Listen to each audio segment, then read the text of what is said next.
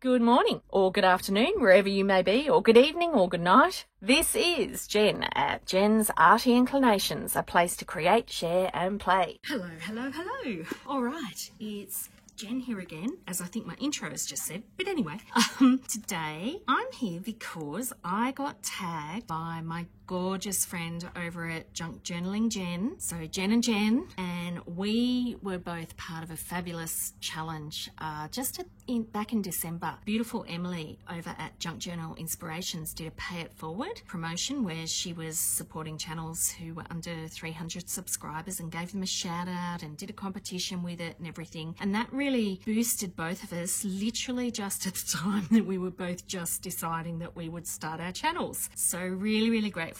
Thank you again, Emily. Always love giving her a shout out. She's a really talented, she's a junk journaler, but she's a really talented designer. Junk Journaling Jen, wow, I love it. I love her crinkle, I love her ruffles, I love all of her work. So please check out her channel. It's so beautiful of her to support me in this. She has loads of videos with loads of different things, loads of different ideas. I think you'll really enjoy her. Now, the challenge is hosted by Free Spirit Arts. I'll make sure I tag her video to explain it all in the description. And the challenge itself is called Tag Your It. That's the way that you spell it. That's the hashtag. So what I've done is I've got some people that I'm tagging, and I'm doing what Jen did. I'm tagging a few people rather than just one because I just can't decide. There's too many people I love, and I still haven't been able to include everybody. So there are so many people who support me and comment and whose work I just love, but I just had to obviously do a cut-off somewhere, and maybe we'll do more of this sort of thing for each other. So you tag someone under 1,000, you then do your own little video project, and then you can either challenge them to create what you're doing, if that's what you'd like to do, or you can do, Jen just said, create something, anything you like. I loved that because I felt it left it open, and then they go and do their video, use the hashtag and tag someone else and challenge them. So today I've decided I've got a little project that I'm going to do, simply just a creative exercise, and it's kind of getting me into a different rhythm for the next collage challenge that I've got. We've got the 2022 collage challenge that Lee at Lee's Art Studio and Julie at Art and Junk Journals with Julie are hosting. They have been so wonderful for us. They are a couple of Aussie gals, so I'm kind of getting myself into a bit of a rhythm for the next collage challenge that is this week. So I'll talk about that in a minute. Anyway, these are the people that I've decided to tag. Now, you can do what I'm doing today, a little bit of what I'm doing today. I'd really love it if you did some kind of a creative practice exercise or some kind of creative thing in your work. You can do whatever you want to do, something completely different, as long as you tag someone else. However, there's no pressure. So if it's not your thing, or if you're not into challenges, or if you don't like the idea of this one, then that's fine. You can just say in the comments, not it, instead of tag your it. So no pressure, anyone, but it'd be lovely. So these are the little people that I've got. All right. So, and I'd love everyone to go and check out their channels and have a look at their work. I really think there's something in these channels for every single person. So of course I had to tag my gorgeous friend Playing with Paper and Glue. She also has a Facebook group, and that's called Playing with Paper and Glue. Now, wow, Lynn is so talented. She is a wonderful junk journaler and a wonderful artist, but she is a really amazing paper crafter, and she does some incredible 3D work as well.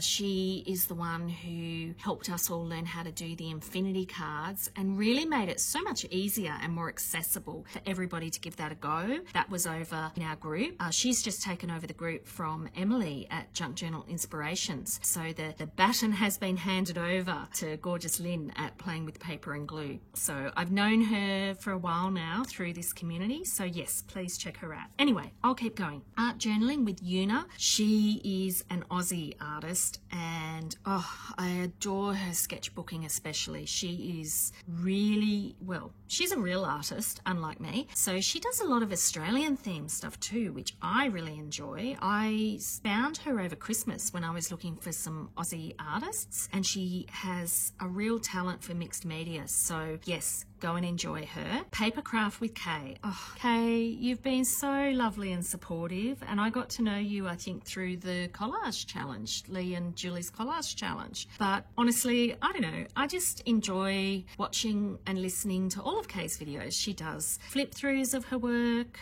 You know, it's not just the crafting. So she does some lovely challenges. She does wonderful hauls. I can't believe the stuff that she finds in her thrifty finds and when she's out and about. And of course she does some fabulous collage challenges and other challenges as well. So yeah, go and enjoy Kay. Tracy's Art and Craft. Now I've only just discovered Tracy, and Tracy, I thought I'd show you this. You've already inspired me.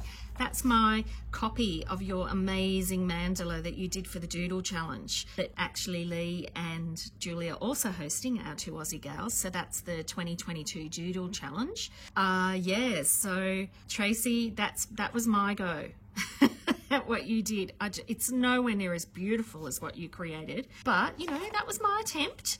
So I thought you'd like to see that, like to see that you inspired me. Chronicles of a Crafter. Wow, I've only just discovered her. Now, I can't remember which challenge it was. I think it was one of Lee and Julie's challenges as well, because I remember your work even more than I remember what we were doing. Your crafting, I find it really different and really unique. I always find something really inspiring in there. I love the way that you covered your books with that gorgeous butterfly paper, but especially that flip that you did that had all those flips, and it also had belly bands and it had pockets and tucks, and wow, just love it. Got to do one of those myself really, really soon. And then I've also just discovered Beautifully Worn, again through Lee and Julie's challenge. Really lovely, because there's a lovely variety on her channel, and I discovered her through the Doodle Challenge, I believe it was, with this amazing watercolour background. It was like, oh yeah, I think I'll just, you know, give it a go. I saw this style and I thought it was really nice, and I looked at how she created it and I just couldn't believe the talent. So yeah, lots of talent, lots of fun,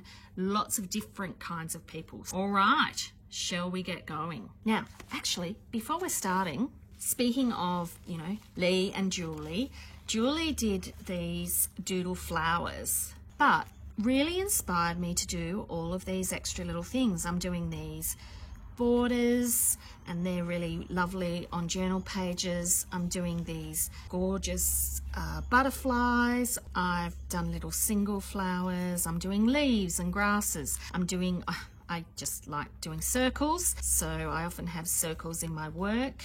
They're not really mandalas, I don't know, maybe they are. More flowers, autumn leaves, I thought that was really cool. I want to do some mushrooms next. More flowers, I love doing these little flowers. And I think the rest are just flowers. There you go, some more butterflies. So I just wanted to show you these little bits and pieces that I'm doing, and I'm starting to sketch more in my book pages. I've always got loads of book pages, so I just felt like this was a good way to use up some of the book pages, just to have a play. And yes, that's what I meant. I want to do a video on this soon. I don't know if anyone's interested. These are all, some of them I've made up, some of them I haven't made up. A lot of them I looked through on Pinterest or on YouTube's, and a lot of these are from like bullet journal styles or different patterns. I don't tend to do the really complicated ones, but there are amazing ones. I'm not accurate, and I wouldn't do it on a dotted background and all of that, but it's wonderful because you can just cut a strip and put it on the edge of a page. I think I've actually got one in my book.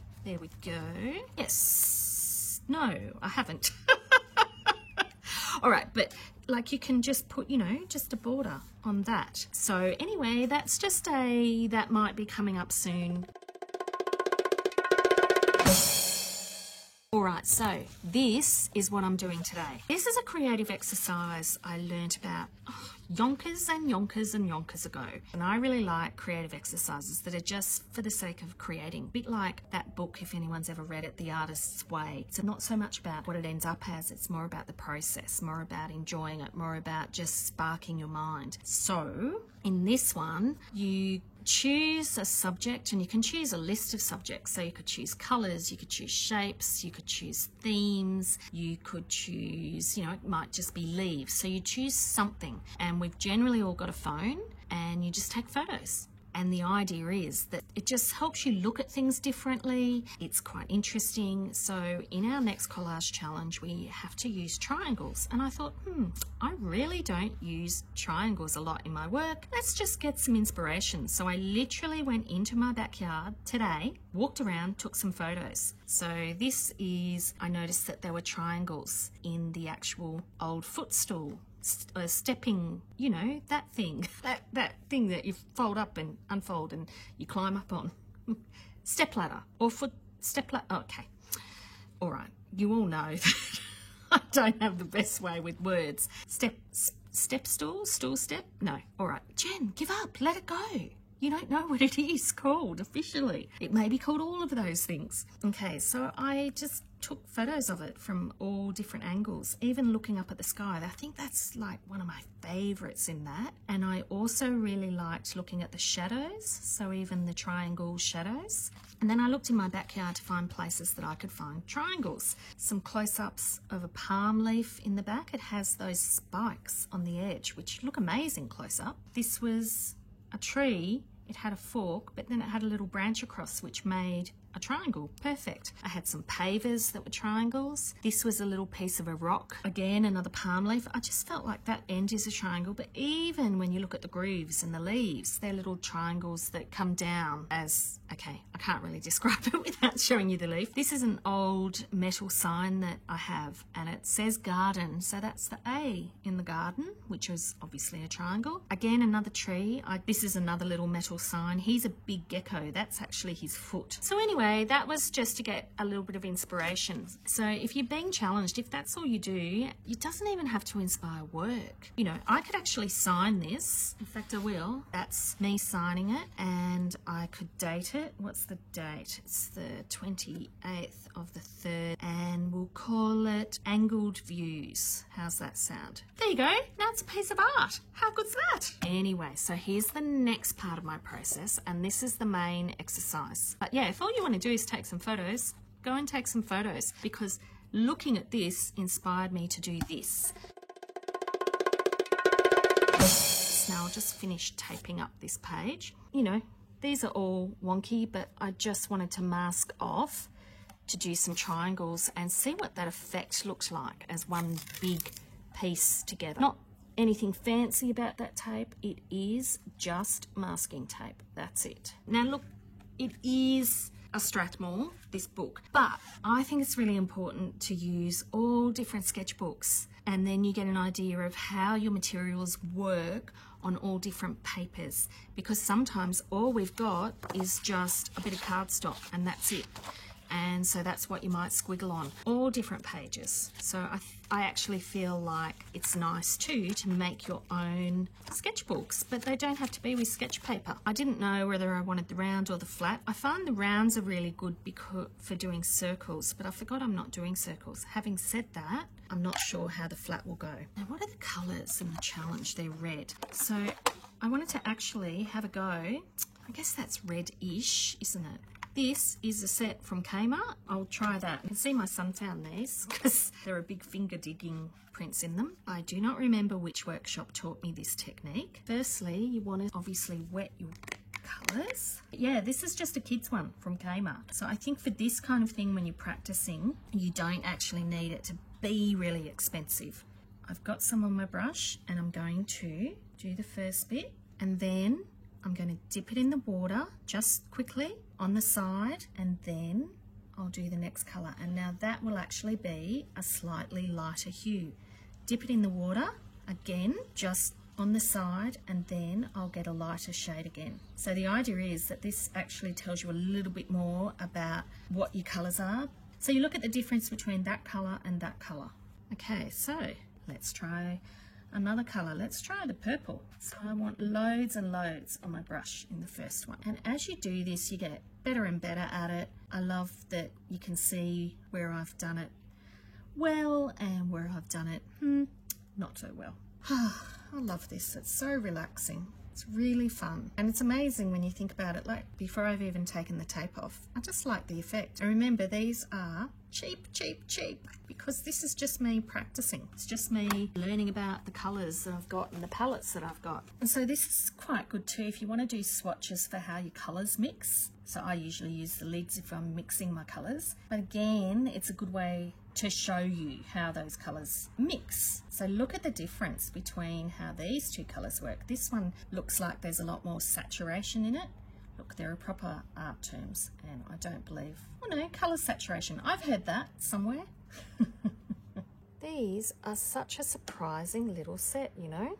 Do you know what? Now that I've played with that, and I'm already getting a bit of an idea of the different colours in my palette, so I'm really quite surprised. And now I want to, you know, play and do different things or just fill in the rest. See, the second time that I'm doing the red, I'm getting a little bit more of a slight difference. This is like such a stunningly vivid pink, isn't it? And that goes down almost like an acrylic when you first do it, which is a bit cool. Okay, I'm getting messier and messier, but that's great because there'll be different little bits as we go through. It'll just give it some interest. I love mistakes and happy accidents. Can you hear my voice is calming as we know more and more as I'm getting through more? Isn't that interesting? I really do love just painting with watercolours.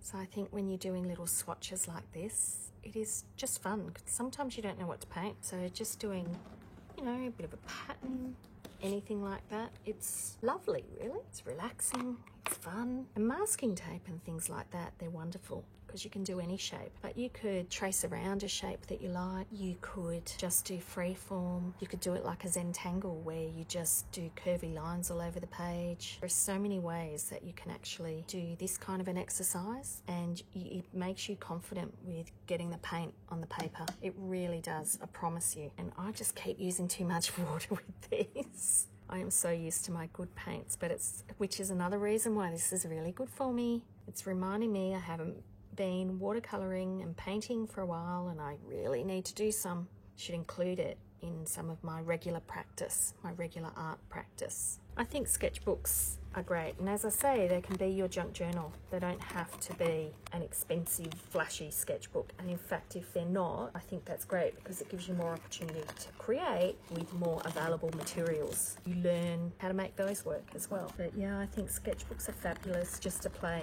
I always have I don't know, about a dozen on the go at any one time, and I do look back through them and I do forget, oh yeah, I did that time.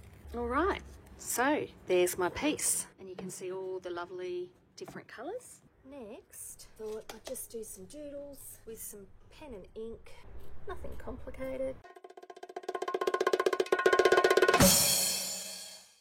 This is just the ink that I'm using, but it was just a waterproof one. I use all different kinds of inks. That's another one I use. You can also just use the regular Indian ink that you get from places like the news agency. Not an issue, but I really like using pen and ink. Obviously, when you're doing your doodles, you can use any pens. Today, I thought it might be nice to use these. I haven't used these for ages. All right, now I did yonkers and yonkers and yonkers ago. I did a 30-day challenge. Each day you drew something different, and so these were her designs, and then I think some of them were mine, but I'm going to use this as a bit of a inspiration for me on what I might doodle. But yeah, they're handy to have, that you can have a little reference that you can look at. Let me know in the comments what you thought of today's. It's a bit different, isn't it? Oh, I love doing little wonky chairs. Let's do a wonky chair. Gosh, I love using these little ink pens. You can get expensive ones, you can get cheap ones. You can often get calligraphy pens. It's nice just to practice your marks and see what kind of marks your pen makes. But again, don't forget all of our lovely ladies that I mentioned at the beginning, and I will link them in the description below. And this is the hashtag #TagYourIt.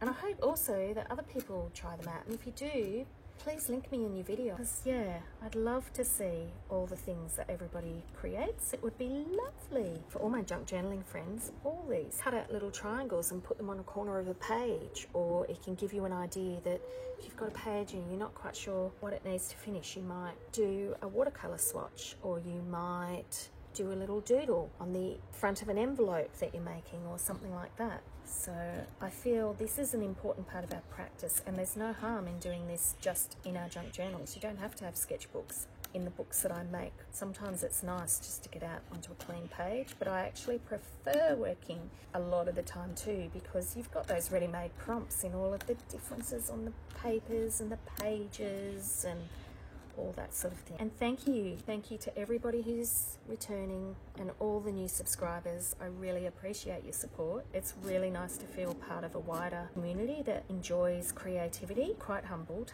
but I hope that you're enjoying. You can like and subscribe below, and as always, keep creating. See you next time.